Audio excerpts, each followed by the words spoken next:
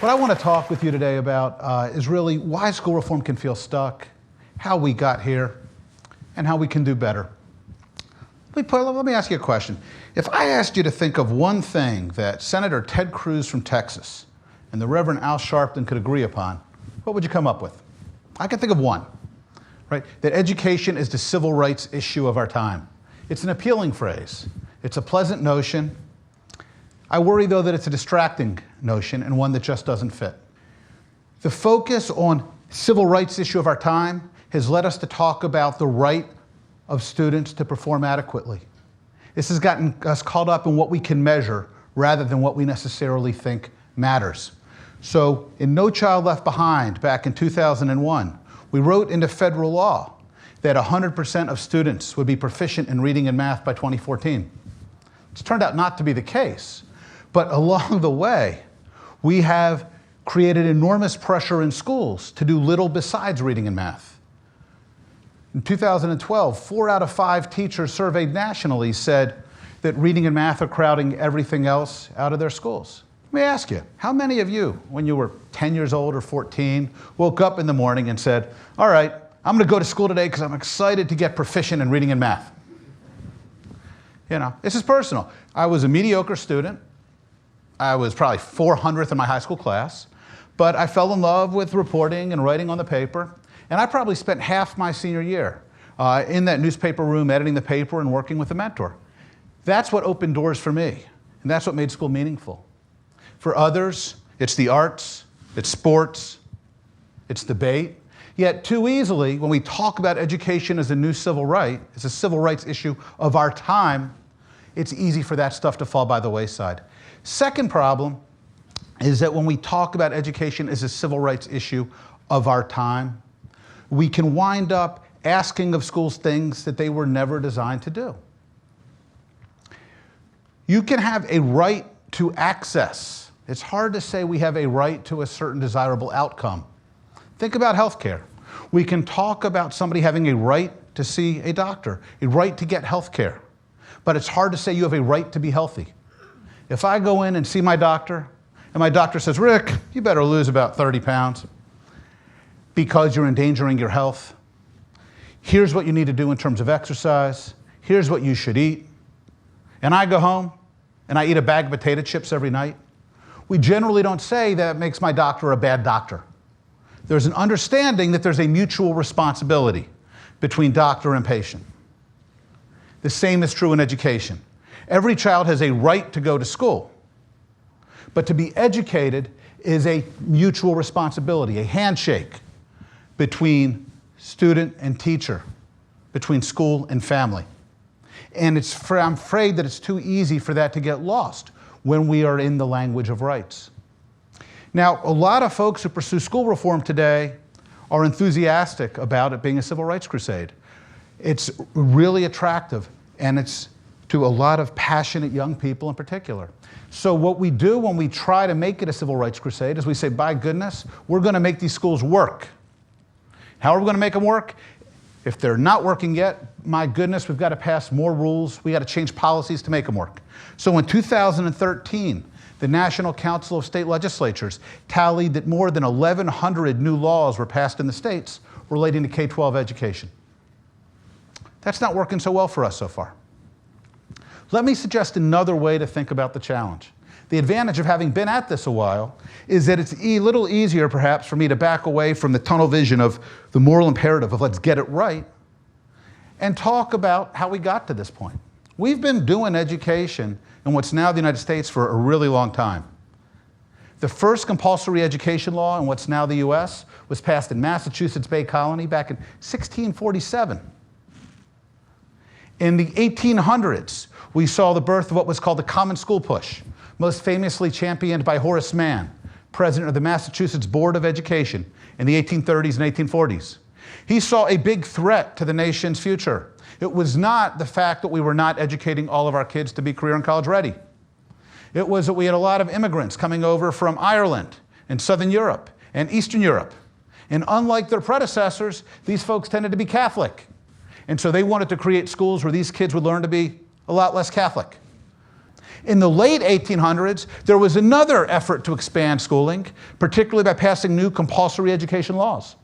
The logic was not that we needed to educate all kids to a high level. It was that we needed to get students out of the workforce because we figured it wasn't healthy for them to be in mines and factories, and we needed to reduce competition so breadwinners could actually earn the bread to feed their families. By 1900, after all of this work, we had gotten to the point where, well, less than 1 in 10 18-year-olds was graduating high school in 1900. Less than 1 in 10. We spent the first half of the 20th century getting up to the point where half of Americans were finally finishing high school by World War II. After World War II, we thought about doing something about the fact that we ran 2 separate and unequal systems of schooling, one for white children and one for black children.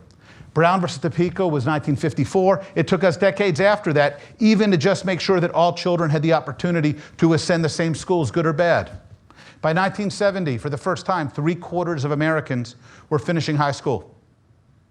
Turns out, we had built a school system that was finally capable of getting most kids into school and up through 12th grade. And then we wanted it to do something different. We wanted to educate all kids to a high level. Well, I'll tell you what.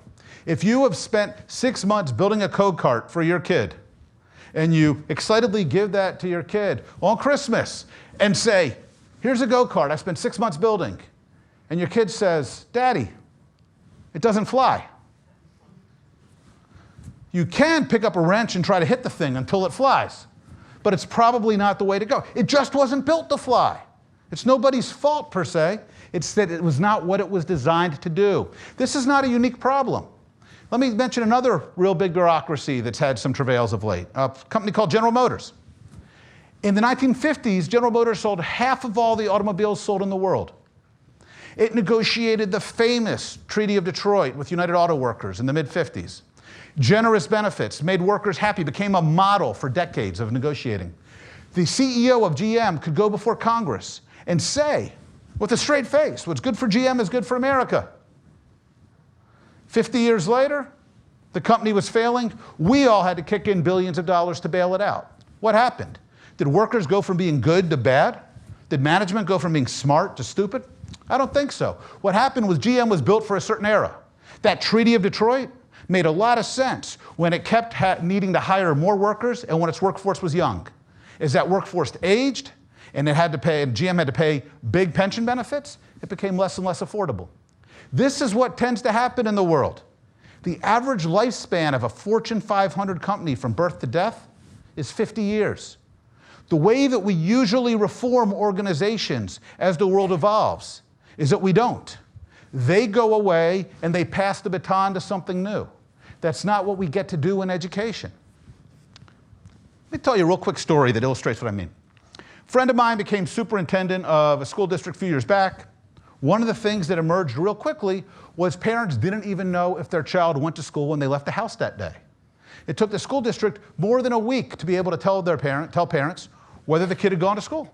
What happened?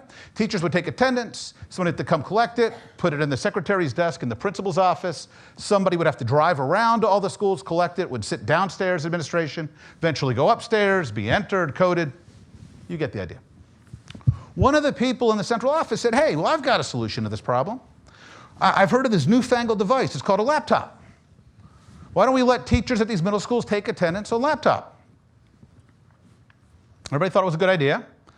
Most of the teachers already had them. It was going to be pretty cheap to do. You could enter it on laptop. Same day, parents could find out if their kids had been in school. They sat down with the attorney for the Teachers Association. Attorney said, yeah, seems like a sensible idea to us. Obviously, it's fine for teachers to take attendance. Here's the problem. Teachers aren't allowed to do data entry. And to our minds, having teachers take attendance on a laptop constitutes data entry. Now, at this point, when I give this talk to certain audiences, everybody says, those darn unions, they must hate the kids. I think that's actually the wrong lesson to take. I'll bet you dollars to donuts. What happened was some knucklehead principal in 1995 or 1975 didn't like some teacher. And the way they were trying to get even was to have that teacher spend hours entering some mindless stuff into Lotus 1, 2, 3 or Excel. And the teacher filed a grievance. And by the time they came to the next contract negotiation, everybody could shake hands and agree, of course it doesn't make any sense to have teachers spend hours. Let's just say teachers don't do data entry. Multiply that by 100,000-fold, and that is what it's like to be an educator or a school leader in today's school systems. Rule upon rule that made sense 50 or 100 or 150 years ago that may or may not help serve kids today. So how do we move forward? One, this is why I'm a proponent of school vouchers, of charter schooling, of virtual schooling. Because these create opportunities for people, for educators and families to create new schools that'll serve kids better. I think of the Basis School out in Arizona. Charter school, no tuition, no admissions. Anybody who wants can apply to have their kid go to the school. It's a lottery. And what Basis says is, look, we are going to be serious about robust, enriched secondary education. We want kids to study the arts and the sciences and history, as well as reading and math. Average Basis graduate takes more than 10 advanced placement exams, passes more than 80% of them. Another school I think of is the Equity Project, charter school up in New York City. Students in math, for instance, from grades 5 to 8, outgain the average similar student in New York by close to 50%. Equity Project takes the same amount of money as any other charter school, as any other school in New York, any other public school. But they said, you know what? Let's have a lot fewer administrators. Let's just have one, a principal. And let's ask teachers to take 3 or 4 more kids each. And let's ask teachers to do a couple other things. And we're going to pay every teacher $125,000 a year or more. This is a case of educators and families rethinking schools and reimagining them to serve today's kids in today's world. Now, the reality, of course, is that 85% of our students attend traditional district schools. And those students and those educators have inherited all of the decisions and all of the rules and all of the stuff that has happened over the decades and the centuries. I talk about this, when I write about it sometimes, as a cage that has descended over schools and classrooms. And for these educators, the response, I think, is to be what I call cage busters, to dismantle rules that no longer make sense. I think of Jeff Charbonneau, National Teacher of the Year in 2013, teaches in Zillow, Washington. Jeff is a high school science teacher. Most of his students would be first in their families to go to college. Jeff had the crazy idea that knowing the research, knowing his students, that if they got college credits under their belt, they'd be more likely to go and more likely to complete post-secondary education. So he reached out to some local colleges and said, hey, we don't have advanced placement, but how do I get my kids college credit for my science classes, because I know they're doing work that's similar to what my graduates do when they go into college. And the colleges looked at him and laughed and said, that's not what we do. They have to come here. So Jeff said, no, really, what can I do? He went and got nationally board certified. He took meetings with provosts and deans. He said, look, how do I convince you that what I am doing is going to be college level work? Today, 60% of Jeff's students take his high school chemistry class for college credit. Students at his high school can get 1.5 years of college credit under their belt before they leave high school. Jeff did not accept the rules that we have grown used to or the way things have been done. He said we can reinvent our schools and our classrooms to let educators and students thrive. Look, let me leave you with 3 points. One, for parents, I'm afraid we have gotten lulled into this notion of saying our schools are okay if they're doing decently on reading and math. We've got to ask a lot more of schools. Schools are about creating opportunity. They're about engaging minds. They're about stimulating souls. Parents need to be asking their school boards, their principals, what are you doing to create great schools, to help kids learn Mandarin or Arabic? What are you doing to create opportunities for art and music? Second, for teachers. It's far too easy for teachers, especially in the education debates today, to feel frustrated, to hunker down. Teachers need to say, how do I create the school? How do I create the classroom where I can do my best work? How can teachers change the rules and change what's expected? For educational leaders and community leaders, we've got to remember that schooling cannot be just about what teachers do to kids. We can't say that teachers have to be superheroes or they're bad teachers.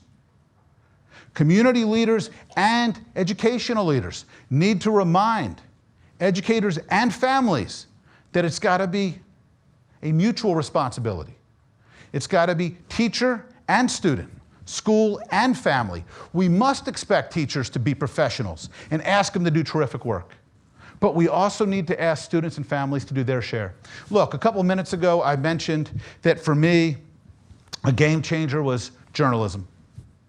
When I talk to friends of mine who are school reformers about things like that, they say, Rick, these kids that you're talking about, they're not the ones we're worried about. Middle class, suburban kids, they're going to be fine. Well, one, I don't know what it means to say a kid's going to be fine. Every kid deserves the opportunity to develop their gifts. But more fundamentally, they say, Rick, this is a civil rights fight. This is a civil rights issue of our time, and I am worried about making sure the kids who are getting left behind get a chance. I admire the sentiment. I get it. But I'll also say this, that I fear that that mindset on school improvement is too limited in its focus, too narrow in its ambition, and too blinkered in its vision. School improvement that's going to engage a nation, that's going to last, that's going to create the nation that we all want to be part of, has got to be about finding ways to tap all of the gifts and cultivate all of the talents of all of our children. Thank you so much.